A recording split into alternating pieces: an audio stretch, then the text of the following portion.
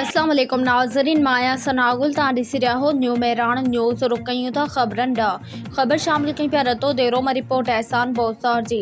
रतो देरो बरसां जश्न ईद मिलादुल नबी सल्लल्लाहु अलैहि वसल्लम जश्न इमाम जाफ़र सादिक़ अलैहिस्सलाम जे हवाले सां ॻोठ खोखर खां आबाद भुट्टो ताईं MWM unit Khokhar ISO unit Khokhar जे अॻुवाण नौशाद अली खोखर सखावत अली खोखर जी ज़ेर निगरानी में शानदार रैली कढी वई। जश्न रैली खे MWM ज़िला सदर मौलाना इमरान अली चांडियो ख़िताब कयो। वधीक ख़बरूं ॾिसण लाइ ॾिसंदा रहो न्यू मेरान न्यूज़।